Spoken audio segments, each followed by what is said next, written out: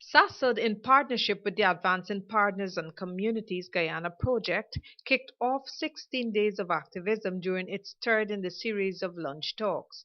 Executive Director of SASA, Joel Simpson, said that Advancing Partners and Communities Guyana project is funded by USAID and have been addressing HIV in Guyana.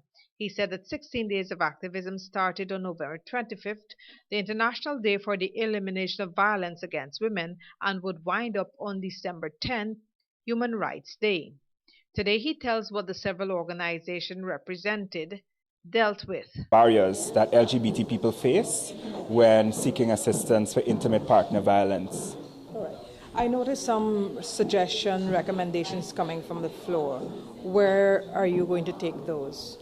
Many of them will be taken to the government. The key recommendations relate to law and policy reform, particularly in this area.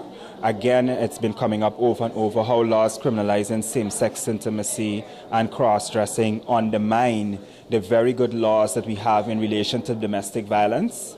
Our domestic violence laws are gender neutral. We also have in our domestic violence policy clear articulation that homophobia is an impediment to providing services to LGBT people who experience domestic violence. He said that each day of the 16 days would see an activity. Some of these would be on social media and others would be in-person events on traditional media. I could go to the police and say I'm in this same-sex relationship and I've experienced abuse, but the police could decide at my own confession to arrest me for being involved in a same-sex relationship. The same goes for a transgender person who cross-dresses. When they present themselves there to the police cross-dressed, they could be arrested for cross-dressing. He said that gays and bisexuals face discrimination from those whom they seek protection.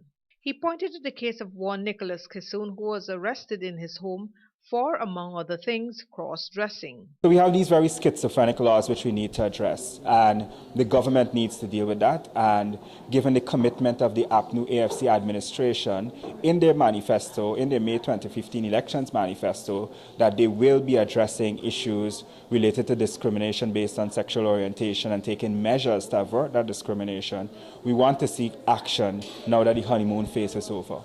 It's been 6 months and it's time to get real action. Reporting for Prime News, Julia Johnson.